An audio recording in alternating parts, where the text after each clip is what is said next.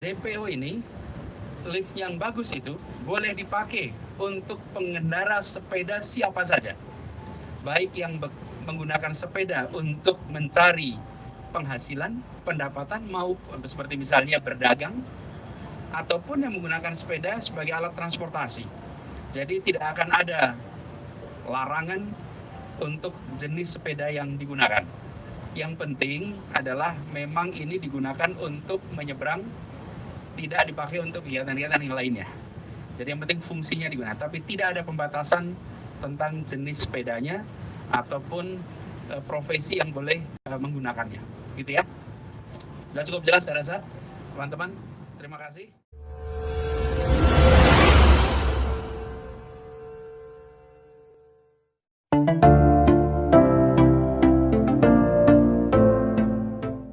Bersama kita bangkit.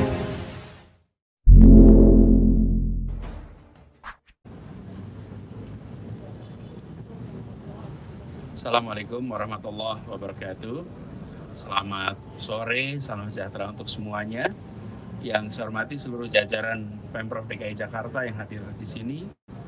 Yang saya hormati Presiden Direktur PT Arkonin dan juga Direktur Utama PT Abadi Prima Inti Karya dan Direktur Utama PT Permadi Katulistiwa Nusantara.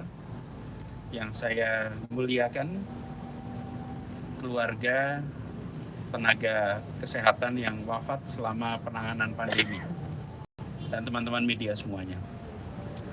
Sore hari ini kita menyaksikan dimulainya penggunaan jembatan penyeberangan sepeda dan jembatan penyeberangan orang Pinisi Karet Sudirman.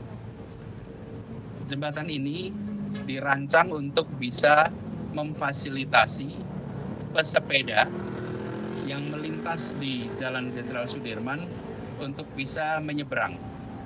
Karena selama ini pesepeda di Jalan Jenderal Sudirman tidak bisa menyeberang kecuali di ujung selatan Bundaran Senayan atau di ujung utara Bundaran HI.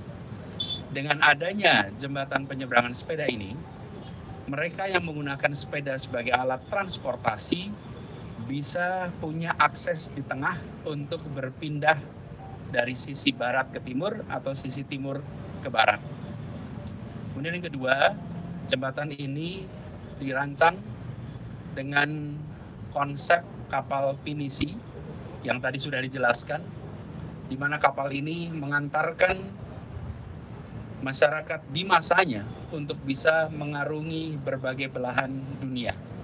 Kita berharap bahwa kota Jakarta ini akan menjadi kota yang tangguh, kota yang ulet, yang warganya akan membawa kota ini menjadi salah satu kota global yang diperhitungkan di dunia. Proses perancangan dilakukan sejak tahun 2018, awal 2019. Kemudian proses ini berjalan, muncul pandemi, sehingga kita menahan untuk tidak melakukan kegiatan konstruksi. Nah, pada proses itulah kemudian proses pembangunan dilakukan pada saat kita masih mengalami pandemi, dan di jembatan penyeberangan sepeda dan penyeberangan orang ini kemudian menjadi satu tempat untuk mengekspresikan rasa hormat kita, penghargaan kita kepada para tenaga medis yang telah menjadi pertahanan terakhir kita untuk menyelamatkan sesama. Sebagian dari para tenaga medis itu berpulang mendahului kita. Nama-nama mereka dipatri permanen di tempat ini sebagai bentuk penghargaan. Hadir bersama kita yang di sisi kanan saya adalah keluarga dari para medis ataupun tenaga medis dan dokter perawat yang mewakili dari 37 nama yang saat ini sudah dipasang namanya. 37 ini adalah tenaga medis di bawah Dinas Kesehatan DKI Jakarta yang wafat selama penanganan pandemi. Nantinya akan ditambahkan dengan nama-nama tenaga medis yang wafat di Jakarta tapi bukan berada di dalam jajaran dinas kesehatan. 37 ini yang berada di bawah Pemprov DKI Jakarta. Berikutnya, kami mengharapkan tempat ini bukan saja menjadi tempat untuk menyeberangkan dari sisi timur ke barat atau barat ke timur bagi pejalan kaki ataupun pesepeda, tapi kami berharap tempat ini memberikan pengalaman baru berada di kota, berada di jalan yang memiliki pencakar langit terbanyak di Indonesia.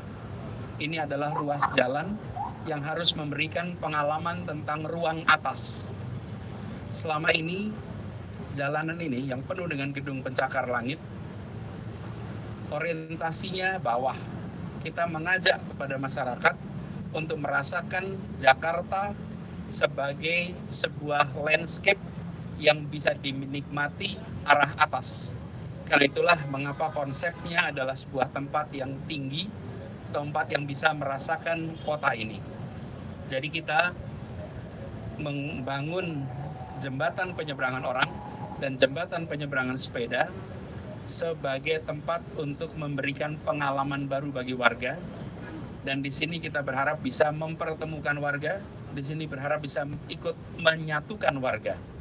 Dan pengalamannya mudah-mudahan bisa menjadi satu keunikan yang mereka bisa bagikan kepada keluarga, kepada kolega, kepada tetangga, dan teman-teman lainnya. Kita ingin kota ini selalu memberikan pengalaman baru bagi warganya.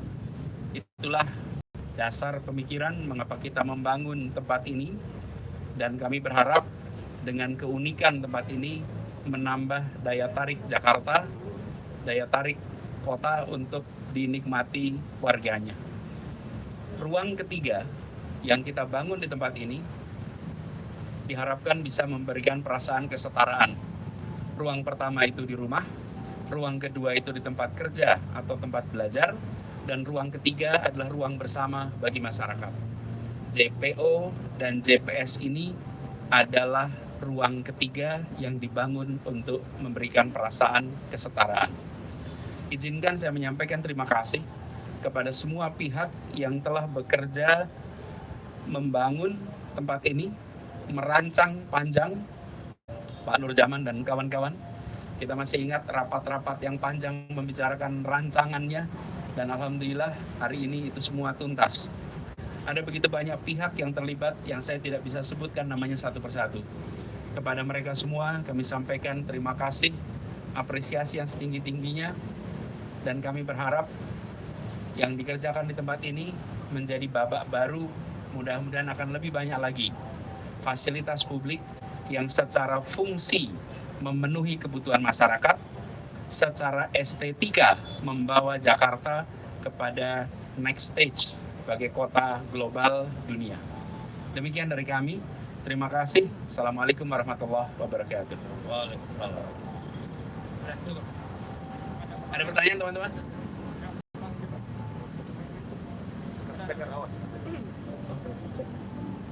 Sore Pak Anies. Sore. Bapak, saya dari Aksa Nation. Pak, saya mau nanya, JPO di Jakarta yang Sudirman Tamrin kan sebenarnya masih ada Sarinah, ada ini Ben Hill yang belum direvitalisasi. Apakah itu selanjutnya Pak? Dan yang kedua, apakah ada karakter sepeda untuk bisa akses di sini? Kan ada sepeda Starling, ada sepeda olahraga juga dan lain sebagainya. Apa semua sepeda boleh ke sini? Oke, berikutnya. Ada lagi, satu lagi. Oke, cukup ya. Sip. Ini. Semua JPO di Jakarta dipantau bukan hanya di Jalan Jenderal Sudirman, di semua kawasan Jakarta, dan bila dibutuhkan untuk dilakukan perbaikan, maka kita akan lakukan perbaikan. Sama seperti ini. Ini saya ingat pertama kali kasusnya di sini, sore hari saya datang bersama-sama dengan tim memantau kawasan pembangunan. Waktu itu persiapan Asian Games di awal 2018. Pada saat saya berada di sisi timur ini, di samping gedung di samping itu, beberapa warga yang turun menceritakan, Pak, ini JPO-nya istilah mereka mantul. Kalau jalan itu mantul. Lalu saat itu sesudahnya saya minta kepada tim untuk mereview, dan tim Bina Marga mereview tentang jembatan ini, dan memang jembatan ini sudah perlu dilakukan revitalisasi karena bisa berisiko.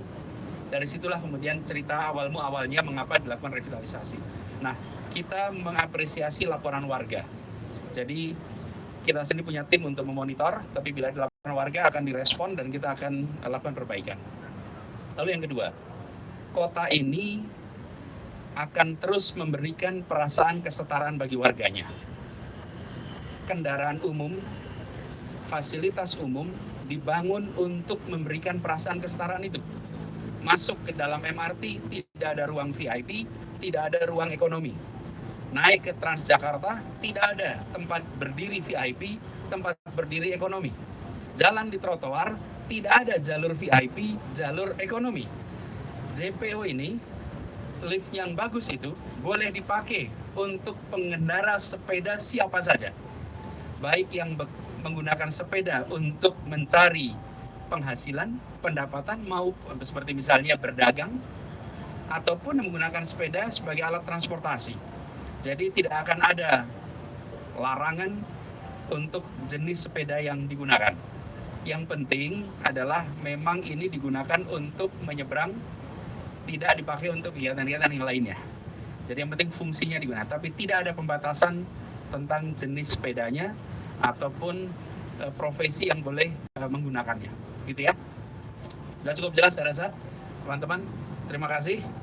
Kita lihat dari sisi sana ya. Ambil gambar sebentar ya.